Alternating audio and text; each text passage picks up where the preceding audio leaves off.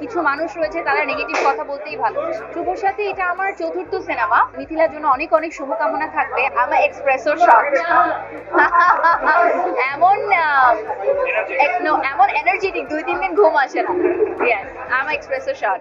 আরে I love slip. আমার তো অ্যাটলিস্ট দৈনিক 7-8 ঘন্টা ঘুম লাগে। আমি তাছাড়া ফাংশনই করতে পারি না। আমি ক্র্যান্টি হয়ে থাকি, আপসেট হয়ে থাকি। বাট আমাদের প্রফেশনটা এরকম যে কখনো অনেক শান্তির ঘুম, কখনো ঘুমহীন। তো সবকিছুর মাঝেই আসলে থাকতে হয়। বেশ কিছু দিন ধরেই আমি বেশ ভালোই ব্যস্ত। বেশি কিছু প্রিভিয়াস কিছু কমিটমেন্টে কাজ করা হচ্ছে। আর যেহেতু এখন শো সিজনটা স্টার্ট হয়ে যাচ্ছে নভেম্বর, ডিসেম্বর, জানুয়ারি, এই সময়টা অনেক বেশি ট্রাভেল করা হয় দেশের বাইরে এবং দেশে for lots of stage performance. So সেগুলো নিয়ে ব্যস্ততা রয়েছে।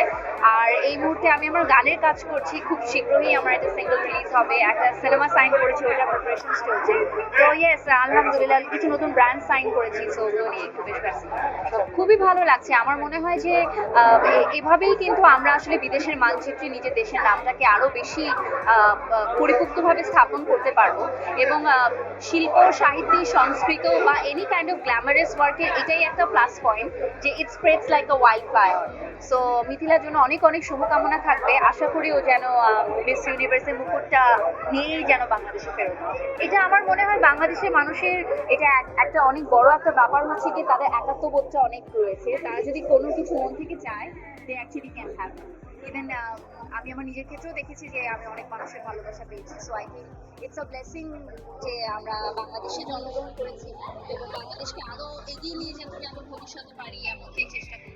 অ্যাবসলিউটলি আমার মনে হয় যত দিন যাচ্ছে, যত সময় যাচ্ছে, সবারই দৃষ্টিভঙ্গি বদলাচ্ছে, ভালোভাবেও বদলাচ্ছে, আবার এটা নেগেটিভ এফেক্টও রয়েছে। দুটাই রয়েছে সমপরিমাণ। বাট আমি ভালোটাই বলতে চাই যে এটা অনেক একটা প্রোগ্রেসিভ মাইন্ডসেট যে সবাই তাকে ভোট করছে তার জন্য এবং পুরো বাংলাদেশের মানুষ একত্রিত হয়ে ভোট করছে। আসলে সত্যি কথা বলতে নেগেটিভিটি তো থাকবেই। নেগেটিভিটি ছাড়া কিছু মানুষ রয়েছে তারা নেগেটিভ কথা বলতেই ভালোবাসে।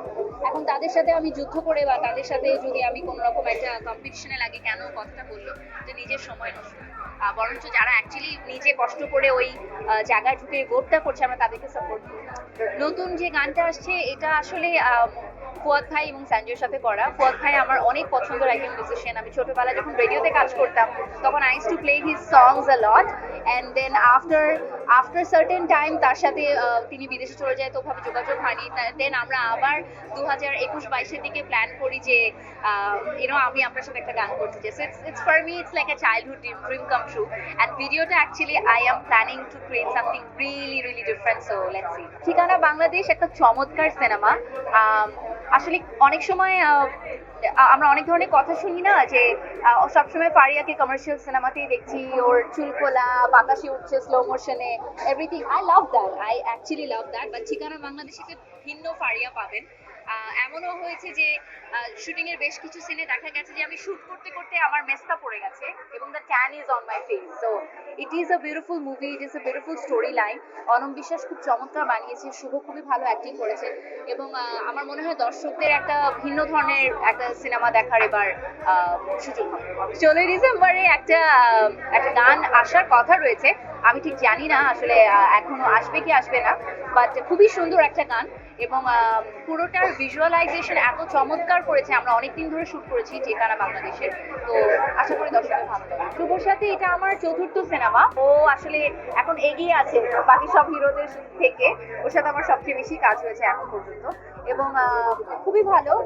বরাবরের মতোই তো আমার আর ওর একটা ওয়ার্কিং কেমিস্ট্রি রয়েছে। So yeah, it was very good. ও অনেকগুলো, এটা বলে শেষ হলে ইন্টারভিউ শেষ হবে না। সাউথ কোরিয়া যাওয়া হয়নি, সুইজারল্যান্ড যাওয়া হয়নি, আমেরিকা তো এখনো ঘুরতেই পারিনি। হোপফুলি যদি যাওয়া হয় এবার। সো অনেক দেশ আছে এখন। না, এরকম কোনো কিছুই নেই। আমার মনে হয় কাজের ক্ষেত্রেই সবার সাথে কাজ হয়।